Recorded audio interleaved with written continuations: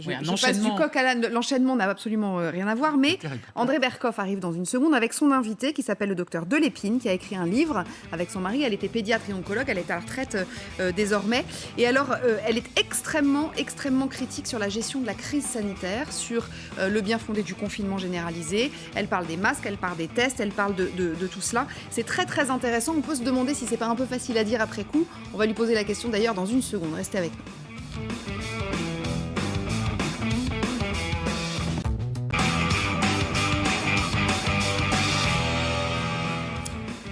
Dernière partie du Club Le Châtelier, nous sommes toujours en direct et vous êtes toujours évidemment les bienvenus si vous nous rejoignez ou si vous êtes restés avec nous. Bonjour André Berkoff. Bonjour Mélanie. Comme tous les jeudis. Alors aujourd'hui on va parler de la stratégie du gouvernement. On attend tous évidemment ce que va nous dire Olivier Véran. Stratégie du gouvernement sur la gestion de la crise. Stratégie du gouvernement, la gestion de la crise, on voit l'histoire des tests et vous nous avez proposé effectivement de voir les longues files d'attente pour les gens qui veulent se tester et c'est pas si facile que ça. C'est compliqué. Et pour ça, vous avez invité... Et pour ça, j'ai invité Nicole Delépine, docteur Nicole Delépine. Elle est pédiatre, oncologue, cancérologue, et avec son mari Gérard Delépine, qui est chirurgien et statisticien. Ils ont écrit un livre, mais c'est au-delà du livre. Ça s'appelle « Autopsie d'un confinement aveugle ». Ça donne bien, effectivement, son parti. Mais justement, elle est très bien placée pour en parler et on va en parler avec elle. Bienvenue à vous, docteur. Merci d'avoir accepté notre invitation, l'invitation d'André. On va peut-être écouter d'abord ces patients qui veulent se faire tester, bien évidemment, et puis la réponse de ce médecin. Écoutez. J'attends depuis 2h30 pour pouvoir faire un contrôle pour ma fille. On essaye de trouver les queues les moins longues possibles, puisque quand on prend des rendez-vous, il faut savoir que les rendez-vous sont pris à fin septembre et jusqu'au 10 octobre. C'est de plus en plus n'importe quoi. On n'arrête pas de galérer. Au moins depuis 3 jours, je suis en train de tourner dans Paris pour trouver un laboratoire qui soit capable de me donner les tests et les résultats en temps et en heure. Il y a une grande incohérence entre les mesures gouvernementales qu'on nous demande d'observer et la réalité sur le terrain. Et je trouve ça relativement scandaleux quand même. C'est la faute du gouvernement. Il a voulu faire du chiffre. Il a ouvert les vannes, open bar, tout le monde peut aller faire un test, c'est remboursé à 100%. Vous vous présentez, vous n'avez même pas besoin d'ordonnance. Résultat, bien sûr, ils ont affiché des chiffres qui ont monté 600 000, 800 000, 1 million par semaine. C'est bien d'avoir testé, il fallait le faire, mais il fallait l'organiser. Alors il fallait le faire, il fallait l'organiser justement. Je crois qu'il y a déjà quelque chose à bien éclaircir. Vous savez que pendant très longtemps, il n'y avait plus de tests, etc. Il n'y avait pas de tests du tout, je ne parle même pas des masques. Et même quand les laboratoires vétérinaires disaient on est prêt à faire des tests, il n'était pas question. Aujourd'hui, c'est le contraire. Alors c'est la ruée sur les tests, comme la ruée vers l'or. On voit les files d'attente, vous les avez montrées. Et puis on parle tout le temps de cas positifs. Les cas positifs explosent, les cas positifs se multiplient. Alors les tests et les cas... Nicole Delépine, c'est quoi les cas positifs? Est-ce que ça veut dire que les contaminés, les contaminants, le chiffre explose? Non, le chiffre explose, pas tant de ça d'ailleurs. Si on voit le nombre de gens testés, le nombre de positifs, ça fait quand même 3%, disait notre interlocuteur hier. Même si c'est pas tellement, mais surtout, les tests montrent des cas positifs pour les quelques pourcentages positifs. Et les tests positifs, ça veut dire que Qu'est-ce que ça veut dire si je suis testé les positif? gens ont rencontré un jour le virus, sûrement, ou un voisin, parce que si c'est le corona d'il y a 3 ans, ça va faire pas positif aussi. Si c'est la grippe, ça va faire positif aussi. Il y a d'ailleurs hier quelqu'un qui réclamait qu'on fasse quand même, on arrive à faire des tests qui différencient le coronavirus et la grippe. Je trouvais ça merveilleux.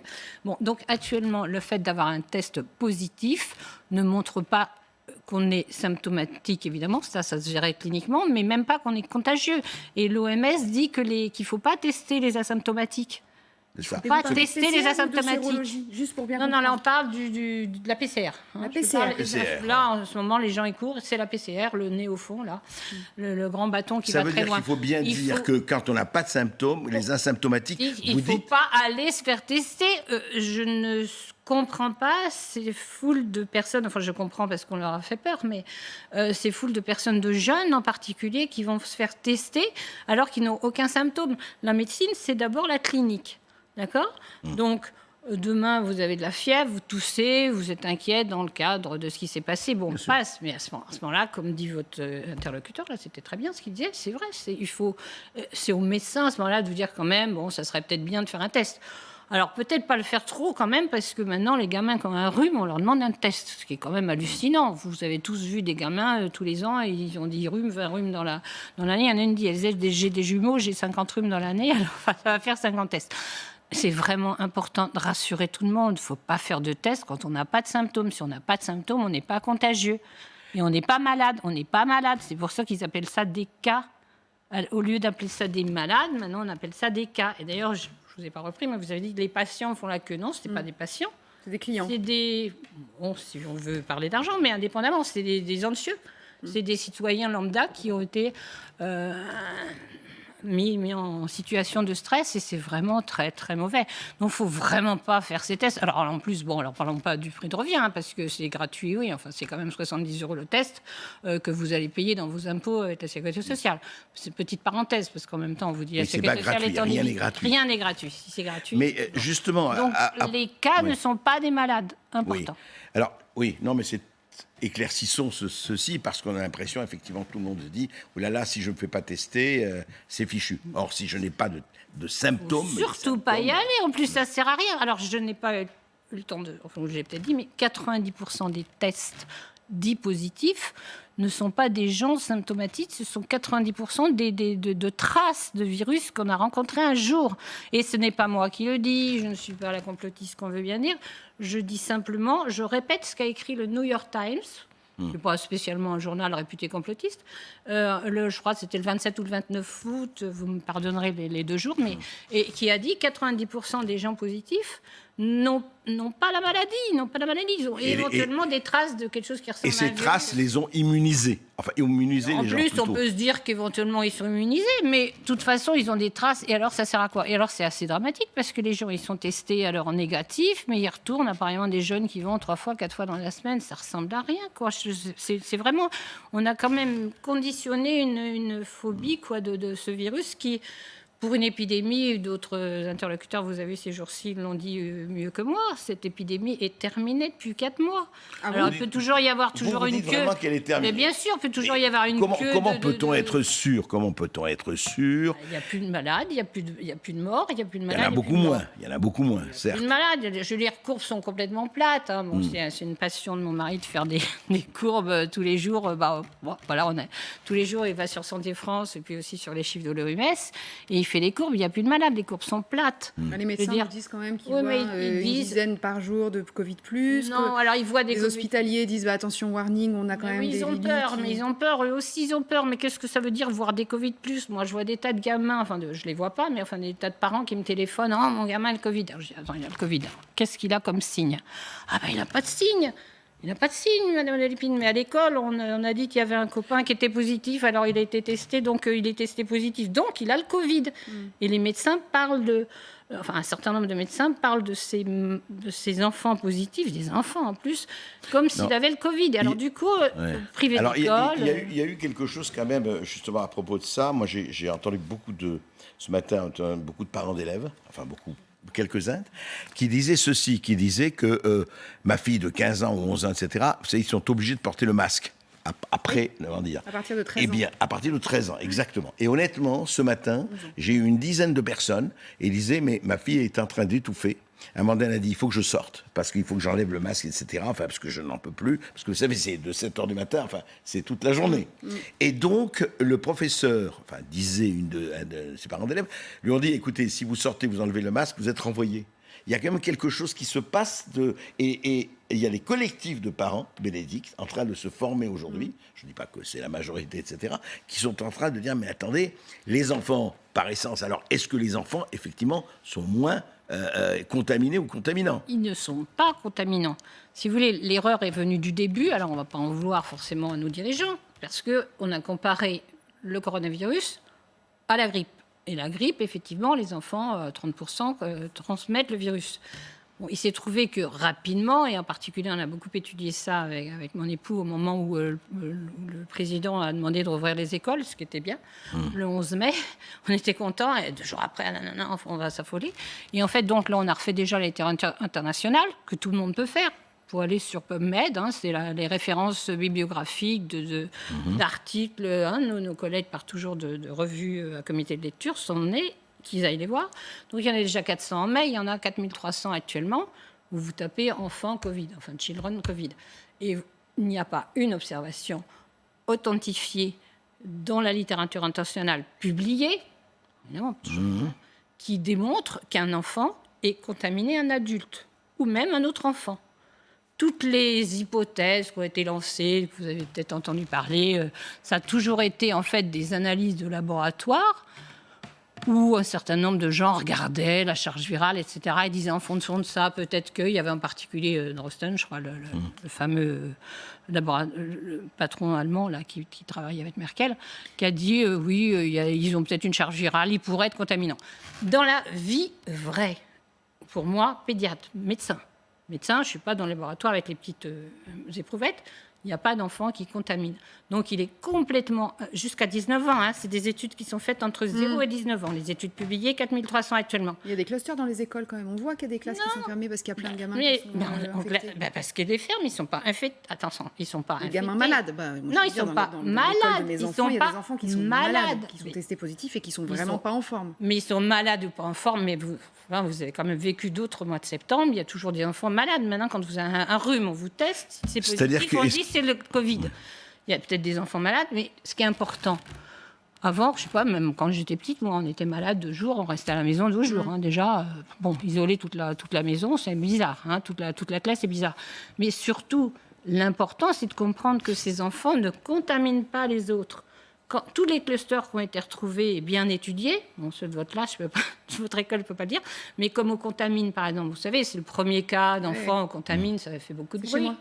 Figurez-vous. Oui. Voilà, vous s'en souvenez. Bien.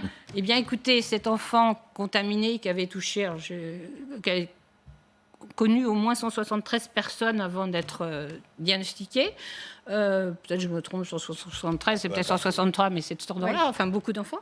Il n'a contaminé personne, y compris, il n'a pas contaminé ses 2 frères et sœurs. Donc, non, c'est vraiment démontré. Je veux dire, moi, je vous assure, quand on a regardé avec Gérard au moment du mois de mai, là, quand l'école était ouverte, quand dit faut ouvrir les écoles et tout le monde hurle, on a regardé, on n'avait pas d'idée préconçue. Moi, je ne savais pas si les enfants contaminaient ou pas. Donc, à partir du moment où on dit que les enfants ne contaminent pas, il ne faut pas leur mettre de masque. Oui, justement, j'allais vous dire, vous dites aux enfants, en tout cas aux élèves, moins 19 ans, que les professeurs portent des masques, oui, que les enfants portent des masques, non. Grosso modo. Moi, je n'ai rien à dire, mais enfin, il me semble que ce serait raisonnable, de toute façon, de ne pas laisser les enfants avec des masques toute la journée.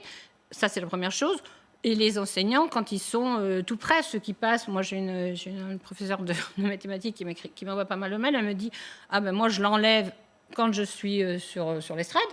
Et puis quand je passe entre les rangs, que je regarde les doigts, je le mets. Et ça, c'est bien. Je veux dire, l'adulte qui le met. Parce que tous les enfants contaminés, c'est toujours par un adulte. Dans toutes les... Je ne vais pas vous faire les 4300 études, mais dans toutes les études bien détaillées, on a toujours trouvé l'adulte contaminant. De toute façon, c'est que ces enseignants et les élèves et le cas de cet enfant à qui on dit si vous enlevez votre masque, vous êtes viré.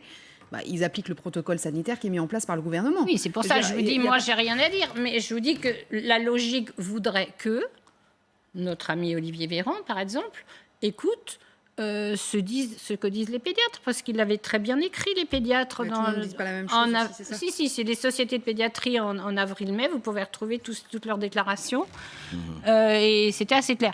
Donc, il est évident que les enfants ne contaminent pas, que les enfants contaminés le sont toujours par un adulte, et que de toute façon, ils font quand même essentiellement des formes excessivement bénignes quand ils en font.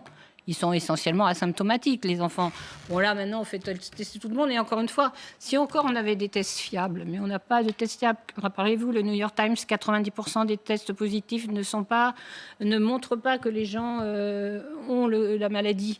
Ils montrent simplement qu'ils ont rencontré un jour un débris de virus. Oui, mais alors aujourd'hui, justement, non, mais le problème qu'il y a, et on le sait, et c'est vrai que vous avez tout à fait vos opinions, Nicole de Lépine, le problème, c'est qu'on entend à longueur de plateau, ici comme ailleurs, vous avez des gens qui se contredisent, qui avancent une opinion, d'autres qui avancent une autre opinion, et vous avez effectivement, le corps médical est extrêmement déchiré. On ne va pas rentrer dans qui a raison, qui a tort. Mais le problème, par exemple, aujourd'hui, est-ce que cette gestion du Covid, est-ce que pour le moment, est-ce qu'on va, parce que tout annonce, vous l'avez annoncé, Bénédicte, qu'on va vers une espèce de resserrement. Moi, ce qui me frappe, je donne un exemple. Ce matin, j'ai un ami qui est rentré d'Amsterdam. Et c'est vrai qu'on peut se poser. Il est allé à Amsterdam, mais il ne s'est pas fermé. Et il m'a raconté, il m'a dit, j'ai pris mes masques, évidemment, pour aller là-bas. Et donc, j'arrive à Amsterdam. Personne ne porte le masque. Là, Amsterdam, c'est pas loin, c'est pas là. Non. Et il dit, ni les vieux, ni les jeunes, ni personne. Et il dit, alors lui, il mettait le masque, et il dit, on me regardait avec suspicion, parce que j'avais le masque. Il dit, bon, celui-là, il est sûrement malade, ou il va nous contaminer. C'est-à-dire que, vérité en ça de la frontière, et c'est ça le problème. C'est là où on est perdu, en fait, pour tout dire. C'est là où on est perdu. Mais il y a non, mais il a... Pardon. Je voudrais juste avoir une précision, parce qu'il y a une chose vous avez dit en tout début d'interview, mais vous dites que cette épidémie, elle est terminée. Il y a très peu de... Statistiquement, il y a très peu. Si vous voulez, même si mais hier, en 24 heures, il y a eu 46 morts quand même. 46 personnes qui sont mortes. Oui, mais 46 morts, est-ce que c'est du Covid? Est-ce que c'est du Covid? 46 morts. Non. Moi, je voudrais bien les voir aussi, parce que figurez-vous qu'il y a quand même l'OM. Alors, pour revenir, par exemple, le CDC, le Centre Disease Control. Merci, américain officiel, dit qu'il n'y a que 6% des malades déclarés morts du Covid en Amérique qui sont vraiment morts du Covid. Les autres, ils sont morts là, ce sont les chiffres de Santé publique France. Attendez, ils sont morts avec... Non, mais je ne dis pas, mais ils sont morts avec le Covid. Bon, ça, c'est la première chose. Mais de toute façon, on a combien de morts de cancer par jour? Vous le savez? Non, mais c'est... Non, mais c'est important parce qu'il faut quand même relativiser les chiffres par rapport à la réalité. Et puis moi j'ai quand même assisté il y a quelques jours à une réunion de médecins. Je ne les nommerai pas pour ne pas les mettre dans l'ennui. Enfin, en disant que quand même, on est quand même en train d'hospitaliser plus facilement. Ben, tant mieux. Je veux dire, si les gens ont besoin de réa, vous savez, à un moment quand même, c'était très très dur d'arriver en réa. Et on les garde quand même plus longtemps. Enfin, c'est pas les mêmes malades. Je crois qu'il y a des gens plus qualifiés que moi, comme peut-être le professeur Raoult, qui a dit que ce ne sont pas les mêmes malades. Ce sont des malades moins inquiétants. Et ben oui, c'est pas les mêmes. Et ils sont en réa aussi. Mais franchement, c'est important d'avoir en tête qu'il faut rassurer les gens parce que c'est quand même, on n'est pas du tout dans la même épidémie qu'au mois d'avril, mars. Bon, je suis désolée, c'est fini, on aurait pu continuer à discuter longtemps. C'est compliqué de se faire une opinion quand même, parce que tous les médecins sont quand même pas d'accord entre eux. Et c'est vrai qu'après, si les chiffres les chiffres sont contestés, et puis bon, il y a les règles, on nous donne des règles, alors il faut qu'on respecte les règles. Ah, mais ça, c'est une autre affaire. Voilà. C'est une autre affaire. Bon, en tout cas... Ouais, j'ai dit, c'est pas à moi de décider. Non, mais vous l'avez très bien dit d'ailleurs. Oui, vous l'avez très bien dit et on a entendu votre message. Qu'est-ce que je ferais si j'étais ministre de la Santé? Parce que je les envie pas, je n'envie pas. Voilà, alors justement, le ministre de la Santé, à 17h, devant les caméras de télévision, on va voir ce qu'il va nous dire, Olivier Véran. Il y a une pression sanitaire, il y a une pression politique aussi. Il y a une dimension politique là-dessus qu'il ne faut pas négliger. Les politiques. André, à la semaine prochaine. À la semaine prochaine. Vous avez rendez-vous dans une seconde. En attendant, Olivier Véran avec Pascal P.